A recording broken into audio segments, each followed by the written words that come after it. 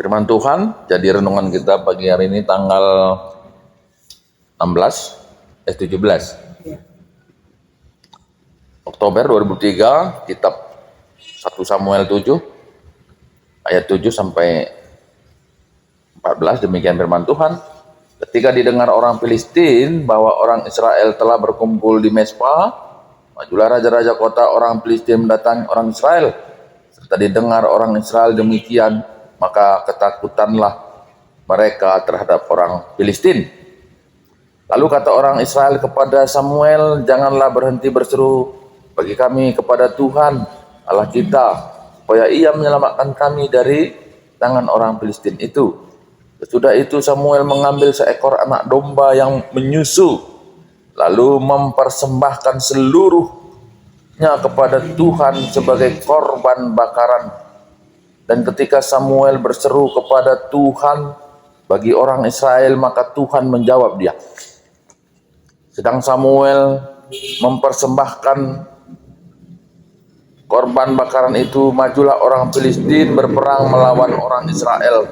Tetapi pada hari itu Tuhan menguntur dengan bunyi yang hebat ke atas orang Filistin dan mengacaukan mereka sehingga mereka terpukul kalah oleh orang Israel. Keluarlah orang-orang Israel dari Mespa mengejar orang Filistin itu dan memukul mereka kalah sampai hilir Bekar. Kemudian Samuel mengambil sebuah batu dan mendirikannya antara Mespa dan Yesana. Ia menamainya Eben Hajar. Katanya, sampai di sini Tuhan menolong kita. Demikianlah orang Filistin itu ditundukkan dan tidak lagi memasuki daerah Israel. Tangan Tuhan melawan orang Filistin seumur hidup Samuel. Dan kata kota yang diambil orang Filistin daripada Israel kembali pula kepada Israel, mulai dari Ekron sampai Gad, dan orang Israel merebut daerah sekitarnya dari tangan orang Filistin. Antara orang Israel dan orang Amori ada damai. Nah, jadi ini lanjutan dari peristiwa kehidupan orang Israel pasca tabut perjanjian sudah berada di Israel, tapi selama 20 tahun tidak ada cerita terkait dengan itu. Kemungkinan tabut ini hanya sebagai barang simpanan digudangkan, dan orang Israel memuja Allah yang lain, dan dampak yang terjadi adalah mereka ditindas oleh orang Filistin. Nah, sehingga setelah 20 tahun mereka berkeluh kesah, dan imam waktu itu yaitu Samuel memberikan nasihat, pesan untuk meninggalkan Allahnya orang Kanaan itu, dan orang Israel mengikutinya dan meninggalkan dan kembali kepada Allah Tuhan pencipta langit dan bumi, dan mereka berpuasa dan mengakui akan dosanya. Itu yang dilakukan oleh orang Israel. Dan kemudian mereka berkumpul di Mespa untuk berperang dengan orang Filistin. Dan pada waktu itu apa yang dilakukan oleh Samuel selain berdoa juga memberikan persembahan, memberikan persembahan kepada Tuhan. Dan akhir dari perikop ini adalah adanya kemenangan bagi bangsa Israel pada waktu itu. Nah, apa yang mau kita ambil dari perikop ini? Bahwa sebetulnya hidup ini adalah peperangan, ya.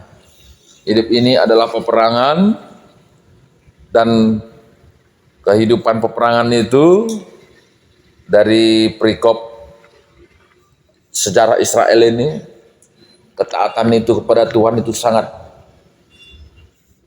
penting. Karena ketika mereka tidak taat, jauh dengan Tuhan, justru mereka mengalami kesulitan demi kesulitan. Dan Mungkin kita saat ini juga sedang berperang ya, berperang dalam hal konteks saat ini ya. Mungkin berperang dalam pendidikan, berperang mencari pekerjaan, berperang mencari jodoh, berperang mencari membuka suatu usaha, berperang dalam hal membangun ekonomi. Mungkin sekarang juga berperang dalam melawan penyakit, berperang melawan hal-hal yang mungkin kurang berkenan di hati. Nah, apa yang kita lihat dalam perikop ini bahwa perlu ya guru spiritual gitu ya dalam perikop ini. Orang Israel yang waktu itu berperang melawan Palestina, mereka mendapat nasihat dari Samuel, dan Samuel mengangkat doanya dan juga memberikan persembahan. Nah, ini juga mungkin juga jadi renungan bagi kita. Persembahan apa? Nah, kalau zaman itu Samuel mempersembahkan domba, anak domba yang menyusui ya. Ini juga jadi satu keanehan sebetulnya ya. Kasihan juga ini anak domba yang sedang menyusui, tapi itulah dipersembahkan. Kita nggak tahu konteks zaman itu, tapi persembahan pada saat ini tentu selain ya persembahan dalam hal persembahan hidup ya, melakukan sesuatu yang benar di hadapan Tuhan gitu ya. Jadi kembali lagi, kebenaran itu selalu memberikan kemenangan. Nah gitu ya konteksnya, kebenaran akan memberikan kemenangan. Dan konteks Alkitab ini ketika bangsa Israel hidup di dalam ketidakbenaran, menyembah Allah yang lain, justru kesulitan demi kesulitan yang mereka hadapi. Tapi ketika mereka kembali dengan memberikan persembahan, ada kemenangan demi kemenangan. Dan itu yang terjadi, kemenangan dari bangsa Filistin. Dan mereka merebut kembali daerah yang memang adalah kekuasaannya.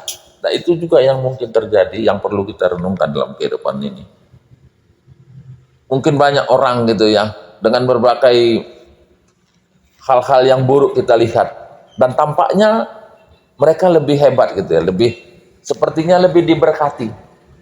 Ya, sepertinya lebih diberkati. Tapi percayalah ketika Alkitab mengatakan hal yang berbeda, ya percayalah kepada Alkitab bahwa hidup benar itu akan memberikan kemenangan. Ya. Mungkin banyak kita melihat orang-orang yang mungkin menurut kita itu salah gitu ya. Misalnya pengedar narkoba, ya. Para pejabat yang korup. Mungkin sekilas kita melihat bagaimana mereka itu terkesan diberkati. Tapi percaya di balik dari itu semua pasti ada penderitaan yang luar biasa. Oleh karena Alkitab ini yang mengatakannya, bukan kita. Ada bagaimana orang Israel ini mengeluh ketika mereka berada dalam tekanan orang Filistin. Dan mungkin itu juga yang terjadi yang kita tidak tahu itu ya. Yang kita tidak tahu. Nah, untuk itu marilah kita ya, yang saat ini sudah percaya, pakailah kehidupan kita untuk memberikan persembahan bagi Tuhan, sesuatu yang baik, sesuatu yang hidup, yang berkenan. Oleh karena Allah akan memberikan kemenangan demi kemenangan bagi siapapun yang hidup benar mempersembahkan bagi Tuhan. Sebagaimana iman orang-orang terdahulu yang katanya ketika kita melakukan apa yang Tuhan suka, maka Tuhan akan melakukan apa yang kita suka. Ketika kita melakukan apa yang dibutuhkan Tuhan, maka Tuhan akan melakukan yang dibutuhkan kita. Saya kira itulah iman yang sesungguhnya. Ketuhan kalau semagikan kata di bata dengan semakaikan sah berseluruh tetap hari. Haleluya. Amin.